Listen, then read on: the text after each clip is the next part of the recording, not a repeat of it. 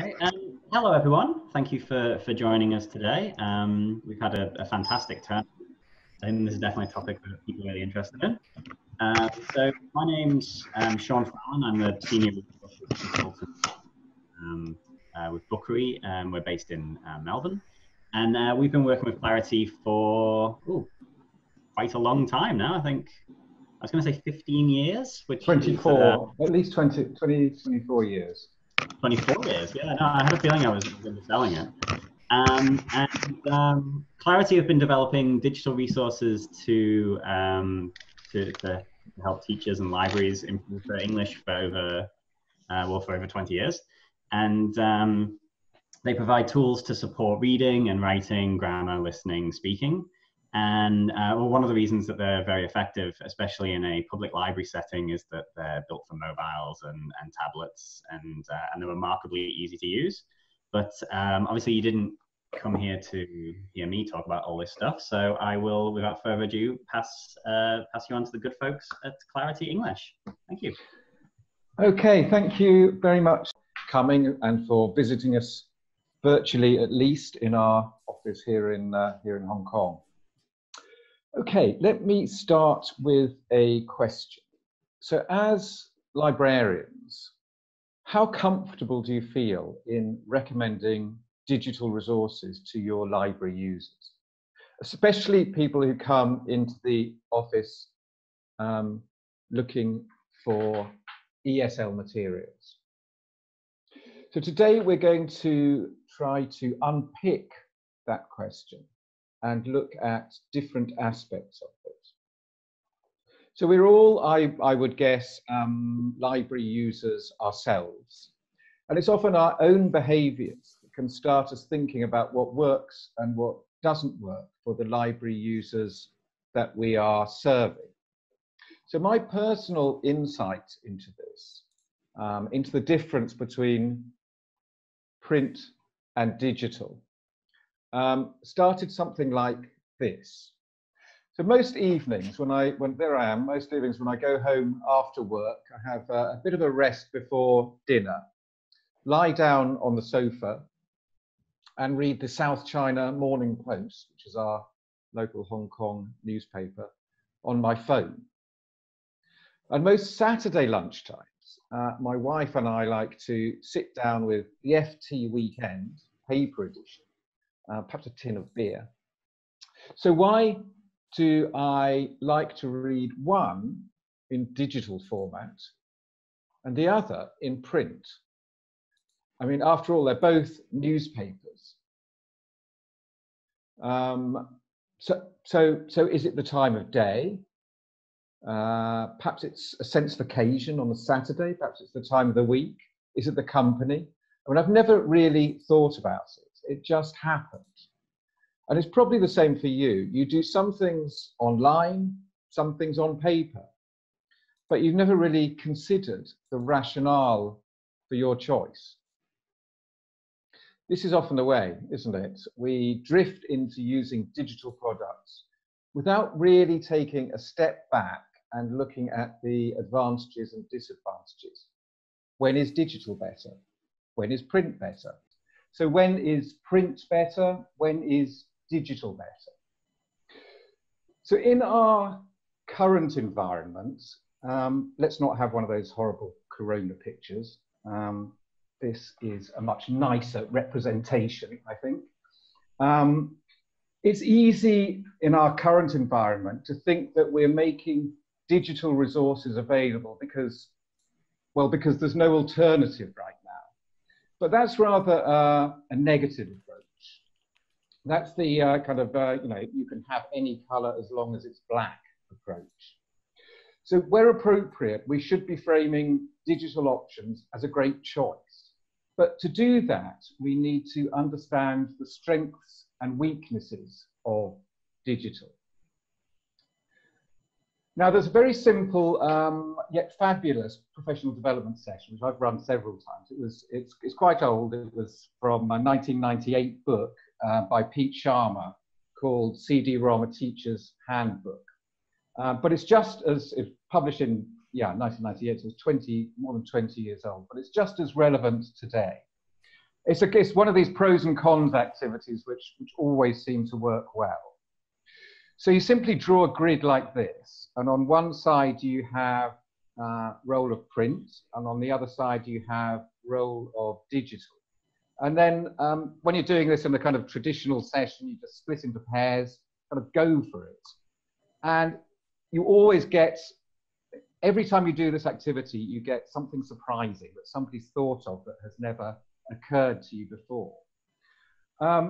Now, all of you will be more than familiar with the advantages that print items offer. So what I want to start off by doing today is looking at some of the advantages of digital resources. And I'll do this in the context of ESL materials in particular, but kind of language learning materials in general. So let's start with the first thing, which is expectation. So we pretty much do, can we have the first slide, next slide? Yeah, so we pretty much do everything on mobile, don't we now, wherever we are, whether we're at home, whether we're at work, whether we're on the way to work. Here's a photo that I took just the other day. Who knows what they're doing? They might be playing a game, they might be doing their banking, they might be reading the paper. So I think there's a clear expectation that if I can choose to read my copy of The Age or the Sydney Morning Herald or the South China Morning Post in print or online, then why should I expect anything different from my ESL materials? I think we can probably agree that expecting to be able to access materials online is now a legitimate expectation, especially for language learning, I would argue. So if we think about reading, for example, we know that there are good ways to read and there are bad ways to read. So we want to get students away from reading word by word, talking under their breath as they read, sub-vocalizing, or following the words on the page with their finger. And one way that we know that we can help them with this is for them to listen to a text being read by a fluent speaker. So how does this work? Well, let's look at an example. So this is an active reading. It's a reading course at 6 levels.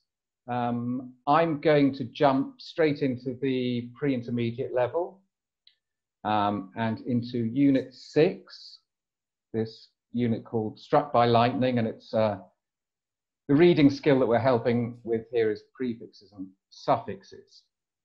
So what we're looking at here, we won't look at the introductory video, but this is the introductory screen. It tells you what you're going to be doing in the unit. So let's click into the main text. So what we can do here as a learner is either we can read the text or we can read the text and listen to it. So what I want to do now is just to listen and read the first paragraph. Struck by lightning. It's a rainy day in Jackson, Florida. David Barnes, a telephone company engineer, is mending a telephone line. Suddenly, he jumps backwards. There is a very loud bang, and light comes out of his hand. He stands up, but he can't feel anything on his right side. He can't hear with his right ear. But he can walk to his truck and get in. He sits in his truck and feels very frightened. He knows he has been struck by lightning. Okay, he sits in his truck and feels very frightened. He knows he has been struck by lightning. Let's just look at one of those sentences and kind of try and unpick a bit the difference between simply reading it and listening to it. So the first thing I notice as a learner when I see this sentence is the final word. We all know that spelling is a nightmare in English. So how do we pronounce that? Obviously, when we're learning vocabulary, we need to know a lot of things about the words. We need to know what they mean, but we also need to know how they're spelt. We need to know the grammar, something about the grammar anyway, and we need to know how to pronounce them. So one of the things we can get from a multimedia element in a more of a digital reading course is we can hear the words and we can find out how they're pronounced. Okay, a second thing that we can start to learn by listening is sentence stress. So in English, the stressed words are the ones that carry the meaning. The content words, the important words are the ones which are stressed. So he sits in his truck and feels very frightened. So we've got the three content words there: sits, truck, and frightened. So listening helps us to identify those words. And of course, that is what helps us pick up the meaning of the sentence, or facilitates us comprehending the sentence. And the final example I want to raise is that in some languages, when we pronounce words, they are separated, like Chinese, for example. But in English, we group words, we run words together. Can we have the next sentence, please? And so what we're doing here is we're running words together and yet separating them. So we've got the first little chunk of meaning there: he sits in his truck. And we've got the second chunk of meaning: and feels very frightened. He sits in his truck and feels very frightened. So this helps understanding too. So as we start to read in this way, as we start to run the words through our head in this way, not only is it helping our reading, but it's also helping our listening. So I think we can see that having a more of a multimedia reading program is a very much richer learning experience. Okay, so, and also, of course, it's more a digital learning environment can be much more engaging. So when I was at university in the mid-80s, I studied Spanish and French. And in England, where I studied in those days, studying a foreign language was kind of a very academic, very theoretical, and very dry affair, because we were completely divorced from the culture, completely divorced from the language and the people. So yes, we could buy Spanish newspapers, probably a few days old. We could occasionally see a Spanish film in the cinema, invariably an art house film. And of course, they made us read a lot of Spanish novels and poetry, but probably, for most of us anyway, not the kind of thing we would actually have chosen to read for pleasure. But that was about it. But now, from the library itself, in fact, without even leaving home, we can access resources which can really immerse us in the culture. I mean, I love this photo. We can become part of that. We can watch video clips. We can listen to the conversation that's going on through audio clips. We can order from the waiter. We can interact with the language and we can get feedback. So a well-designed language learning activity can actually locate me within this restaurant in Madrid. I mean, I can't actually eat the food or drink the wine, unfortunately, but otherwise I can experience the situation so much better than I could in the days of print only. Okay, I think my final point about why digital can enhance the experience for language learners is a purely practical one: convenience and accessibility. So obviously this is super relevant now because library users can access any of these resources without leaving the house. But actually, with language learning materials, that is almost always true. So for about 20 years, this Schiphol sheet, some of you may have, I'm sure many of you will have seen it before. Schiphol sheet was the go-to book for learning pronunciation. But apart from the fact that learning pronunciation from a book is quite a weird idea. The cover itself shows how impractical this is as any kind of library resource. So if you can kind of see here, the pack contains a book and 4 audio CDs. So we know for sure that at least one of those audio CDs is going to go missing. Probably one of the other ones will be damaged. And anyway, a lot of people probably can't even play audio CDs anymore. So those are 4 ideas about about advantages that digital language learning resources have, and why we can frame them to library users and language learners as a very positive choice. The fact that there's a legitimate expectation, the fact that they create better opportunities and richer opportunities for learning, the fact that they are more engaging, and the fact that they are more practical. So these are some of the positive reasons for deploying digital resources and for recommending them to library users. But it's kind of very general.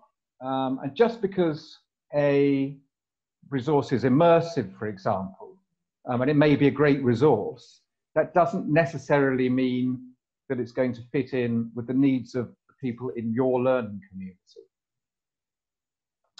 or within the community served by a particular public library.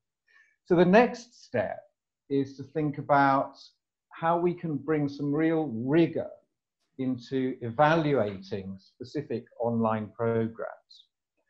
And I would suggest that there are 3 ways that we can make valid choices when it comes to deciding which digital resources to choose.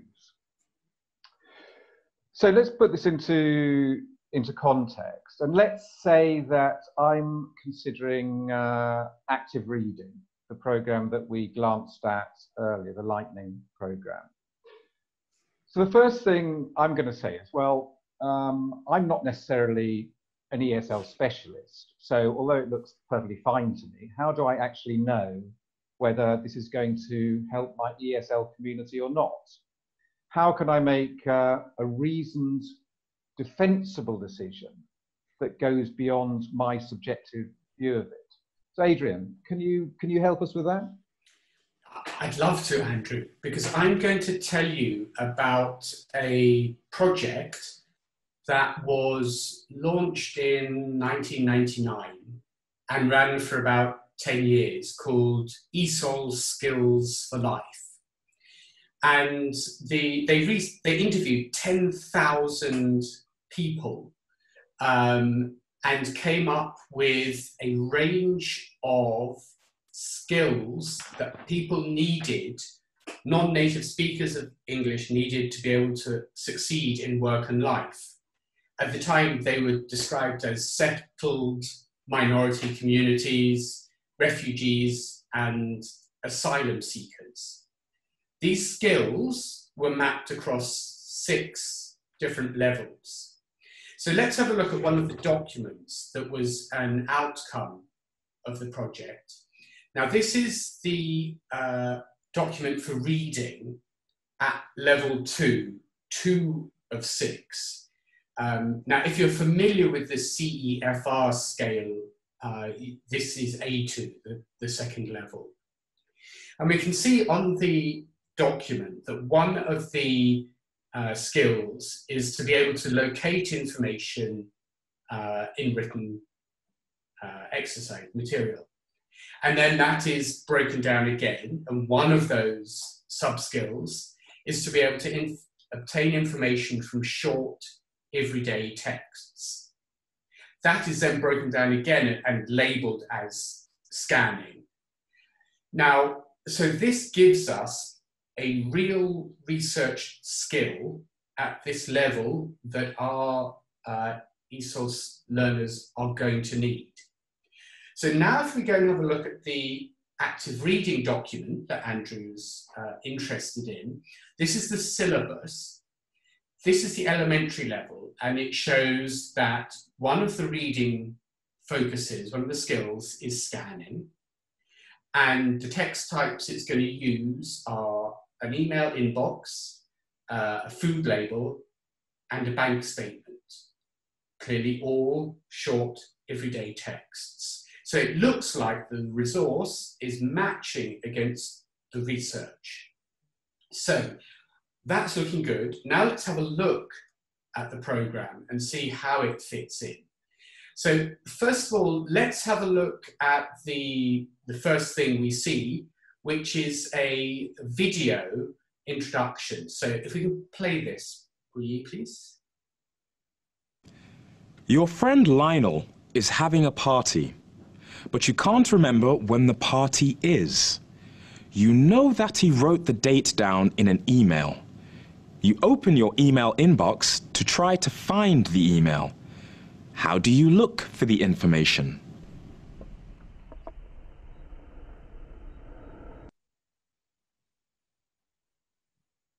First, choose the word you want to look for.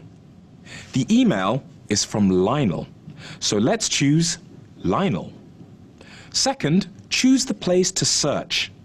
As the email is from Lionel, we'll search the From column. Now, start searching. Think only about the word Lionel and look for that word. Try it with the list on the screen. Aha! The party's on the 21st. Looking for information like this is called scanning, and you're going to practice scanning in this unit. So the introduction tells us roughly how to scan, and then we go on to some exercises. So we see the first one, an email inbox. We're looking for dates, we're looking for names, we're looking for specific information in a long list. The next exercise, another short everyday text, in this case a food label. Now, maybe it's interesting to look at food labels anyway, but if you have your kids' friends coming over for tea, and you know that one of them has food allergies, scanning the food labels becomes a very, very essential thing that you've got to get right. And then the final exercise, or there's another exercise which looks at a bank statement. So you're looking for you need to be accurate with the information that you're pulling out, and that's what the exercise is testing here.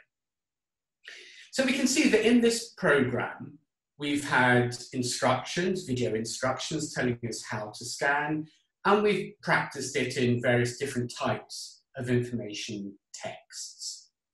So I think it's pretty fair to say that this gives us an objective research-driven method to work out whether the English skills that your ESL library users need to function well in the community are going to be matched by a particular resource.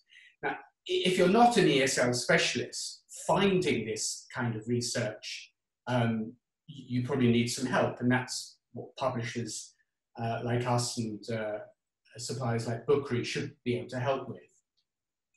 So, Andrew, that's quite a research-driven, top-down approach. Not necessarily going to be sensitive to your local needs.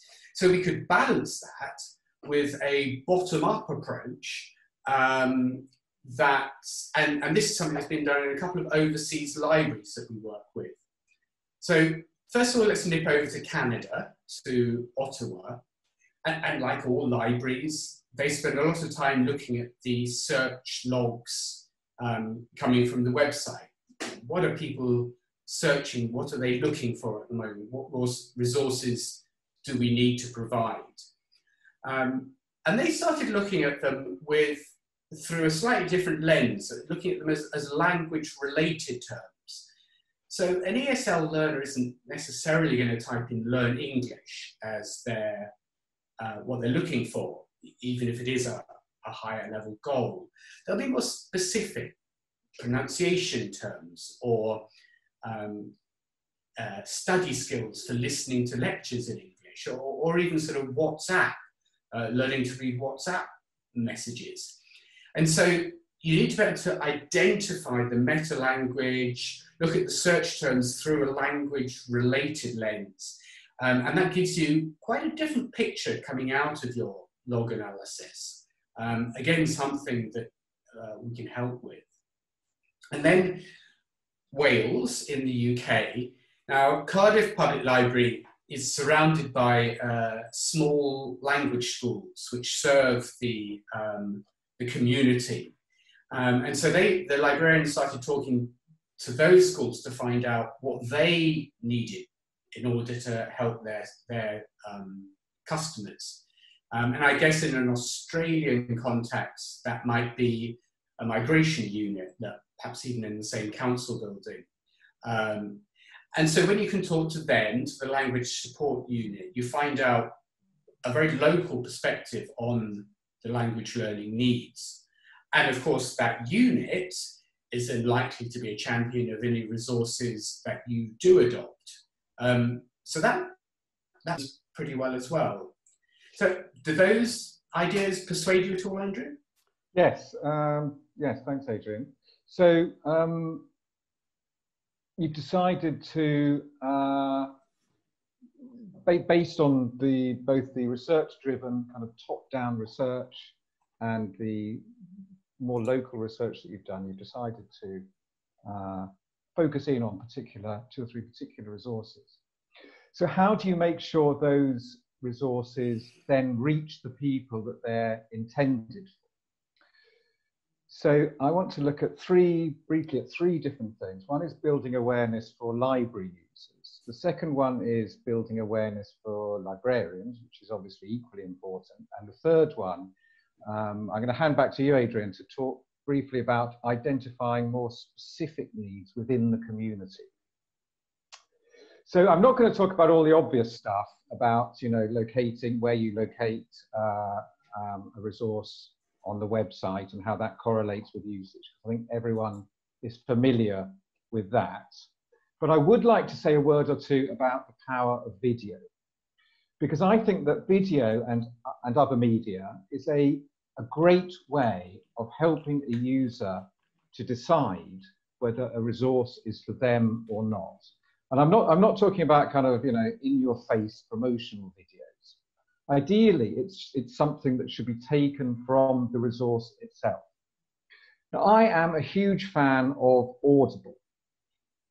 And Audible is incredibly effective at helping you understand whether a particular item is the kind of thing that you're looking for. So if we look at this one, for example, we have Becoming by Michelle Obama. So we've got an image, and then just under the image there's a play button, and you play, and I think it takes 45 to 60 seconds, almost at random from anywhere in the book. And so you hear the narrator, whether it's an actor or whether it's the author themselves. And by the end of that, in fact, I would say, even within 5 to 10 seconds, you've got a pretty good idea. Do I want to engage with this resource or not? Now, I don't think there's anything wrong with taking ideas which have been refined and perfected by Amazon and using them ourselves. So I would suggest that on an ESL library screen, you could show a video, and we'll look at one in just a second. You could show a video from part taken out of the resource, and you could show a couple of screenshots. And that just as looking at Michelle Obama and listening to her talking convinces me to listen to the book, this will tell a learner, yes, this is for me, or actually, no, this is not what I'm looking for. So let's just quickly watch this pronunciation video. In clear pronunciation, you'll hear lots of different accents. You'll hear accents from Australia, like mine. I was born in Adelaide, but I grew up in New South Wales. But you'll also hear accents from Britain, from North America, from India, Ireland, Germany, Zambia, and others too. In real life, you're going to hear lots of different accents, so it's important that you listen to them in this program. You'll find it's quite easy to understand them all. That's listening, but what about speaking? Should you choose a particular accent to speak with? Well, if you live in Australia, for example, it makes sense to practice an Australian accent. But don't worry about trying to sound exactly like a native Australian who was born here. That's very difficult, and it's really not important. You will have your own accent. Enjoy it and be proud of it. Okay, so that's nice. So that gives me a pretty good idea of the approach the program's going to take. And then if I look at a couple of screenshots, okay, I can see from that one of the things I'm going to be doing is I'm going to be looking at sounds in words, and the beginning of the word, in the middle of the word, at the end of the word. I'm going to be practicing pronouncing them.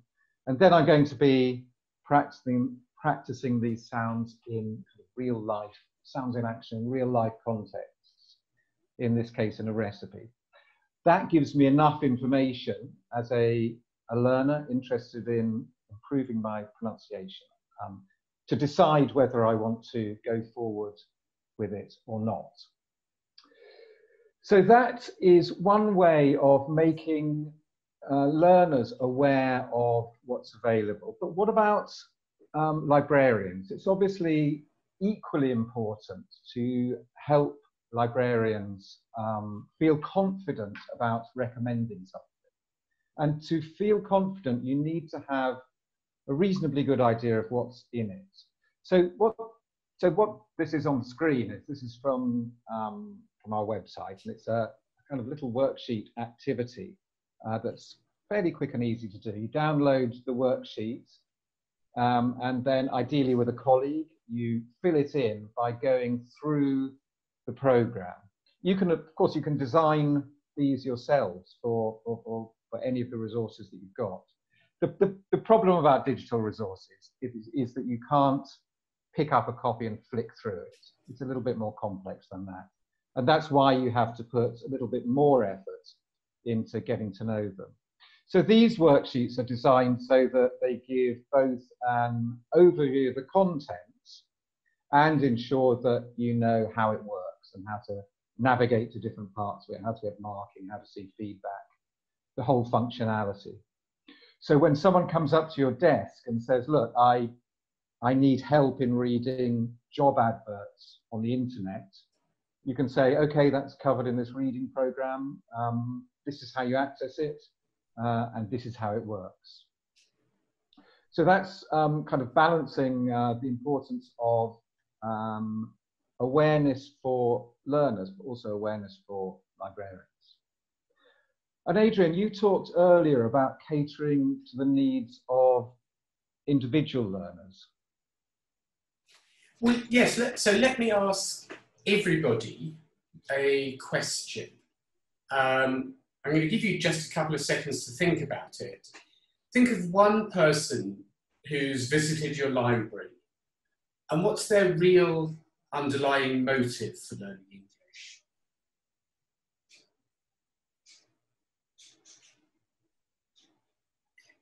So this is looking at a very individual level, and let me give you an example. Excuse me. A lady came into the library desk, and it turned out that she was a recent immigrant to Australia. Her daughter had joined the local netball team, and the mum was on the WhatsApp group and wanted to be really involved. But she found that because of the amount of text speak in the WhatsApp messages, perhaps the rapidity of the responses, all she could do was lurk and just watch. And she was worried that unless she did something, that was going to impact how she was in the community as well. So she had a real specific need to learn WhatsApp English. Then let's have a look at a student. So this is Irvin. He's from Hong Kong, and he went to study overseas at university. But his Hong Kong school did nothing to prepare him for his life there. So he started searching around for English for academic purposes, resources. And what he found when he ended up working through them was that the most useful thing was that he became aware of the challenges that he was going to face that were more to do with things like health services or walking around at night. So Erdem wasn't really worried about English. His academic English was very good. He was worried about integrating successfully into campus life.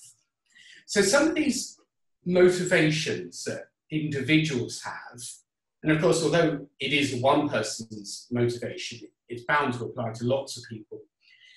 Well, we can make a very nice, a very humanizing way to highlight them by asking sort of questions on our website or promotional materials. Are you nervous about using Facebook, WhatsApp in English? Click here. Are you finding it tough to study in New Zealand? Click here. Do you want to work on your Aussie accent? Click here. Yes, that's right, because as you said earlier, Adrian, with reference to the Ottawa Library search meta-language issue, there are people who want to learn English just for the sake of it. But actually, for most people, there is a good, practical, often very specific reason for doing it. And if we can identify that reason, well, then that way ESL programs cease to be mere resources and they become actual, genuine solutions for the community. And that's the goal of all of us, I think. So what we've looked at in conclusion is why the benefits that digital resources have, not just in what we're going through now, but in general. How we can use data-driven methods, whether top-down or bottom-up, to ensure that there's some validity in our choice of specific digital resources. And also 3 ideas on how we can promote them to library users and other learners through awareness activities, through making it clear what they're going to get out of it, through seeing whether that matches up with their specific goals as individuals within the community, rather than the kind of broad ESL community. And finally, by helping librarians and other people in the library to be able to help them make those choices. I think one of the conclusions of all of this is that it seems quite a lot of work. And to achieve the best for library users, librarians and publishers need to work together to achieve those goals, need to work together in partnership. Librarians know their communities and the publishers know the resources, and we need to kind of dovetail those, marry them together. And it's only by proper dialogues like this, hopefully this is going to turn into a dialogue after the main presentation. It's only like this that we can match up those 2 sides and provide ESL learners in libraries with resources that are accessible, motivating, and for each person truly useful. So I hope that in this session we've started just such a dialogue, and that we'll continue it in the weeks and months to come. So thank you very much for attending. Adrian, you have something to... Well, I was just going to add this. We really weren't sure how video would perhaps come through on the Zoom session. So this website, you can see on the slide, has examples of the resources that Andrew and I have been talking about. So if it wasn't clear in the session, do have a look here as well.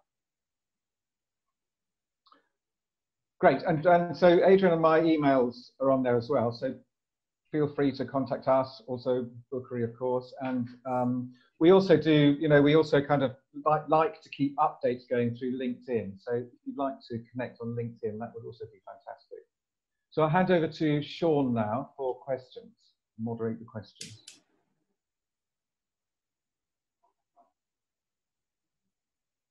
Sean, you're muted. Sorry, there I am. Yes, sorry. Yeah, thank you for that. That was fantastic. I especially like you. It's nice to hear positivity, I guess. There's a lot of doom and gloom at the moment, so it was nice to sort of hear that even though there are issues, there are ways in which we can navigate them, and using digital resources is one of them. But it's not a sort of be all and end all that like erases print from existence. So I think that's nice. It's nice to hear, especially, you know, over in Australia at the moment, it's freezing cold and there's a lot of, like I say, a lot of pessimism and doom and gloom. So it was refreshing. In terms of questions, we haven't had tons, so I think you've covered a lot of it, but we'll see. So let me just go through the list here. So we have one from Julie, just a pricing question. So she's saying, what is the pricing like for a library subscription? Which I think that might be more of a bookery question. So Julie, I can take your details and get back to you on that one. And that is currently it for questions. So please ask away in the chat, or if you are more comfortable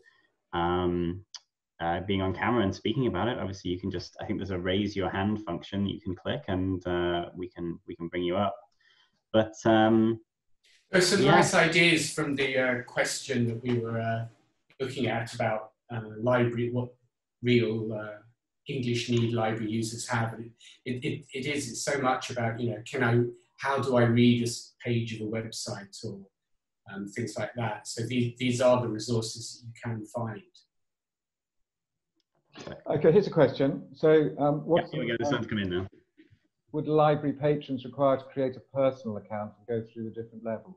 So in fact, if you visit the website that we set up, the page that we set up, which is clarityenglish.com/AUS, you can have a go with it. So what happens is that a library patron can click in, and then they have the choice of either going through it anonymously. So you just click in and do your thing, and then click out, and nobody knows who you were. Or you can create your own. If you want to track and monitor your activity over time, you can click in and create your own account. You can put in your own username and password. It doesn't have to be real, does it, Adrian? It can be any password, right? You can put any username or password, and then that will track everything that you do, so that next time you go in, you can see what you've done, how you got on, maybe things you want to do again. So different learners want to learn in different ways. Some people want to be anonymous and they want to have the freedom to make mistakes and not think, well, you know, someone's going to be looking at me. Other people are more comfortable by having by taking more control in terms of the way that they're moving forward through a resource. Fantastic. Question here. Sorry, one second. Which of your programs would cater to the most basic English levels? So Adrian talked earlier about the scale, the A1 to C2 CFR scale. So A1, A2, B1, B2, C1, C2. So A1 is the most basic. We don't have very much for complete beginners in our suite of programs. We kind of start more at the A2 level. So not complete beginners, but more elementary. So with elementary, I mean, in active reading itself, there's kind of basic stuff, but it assumes a certain level of English. So it's looking at job advertisements, looking at what course can I do on the internet, more of an A2 level. And I think even with the pronunciation program, you know, with the vocabulary, I think A1 for complete beginners, we don't really cater to that. No, that makes sense. What is the most useful technique that you've both used to motivate ESL learners? I mean, that's a tricky one, isn't it? Because all that a publisher can do. I mean, self-study, it's typically with self-study, what people do is unless they've got a strong external, extrinsic motivation, they kind of have an initial motivation, they get into it, and then after 5 or 6 weeks, they give up. So in terms of what a publisher can do, the most that a publisher can do is provide content which, so it's got to look nice, it's got to be easy to use, there can't be any barriers to using it. That's number one. Number two, it's got to be entertaining. You can't have this kind of dry stuff that I was doing at university. It's terribly boring and terribly demotivating. You need to have, you know, lively, entertaining topics, right?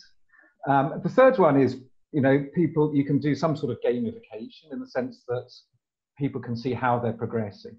So even a simple thing like a certificate. I did a Cantonese course called Talk Now. You get a bronze, silver and gold certificate.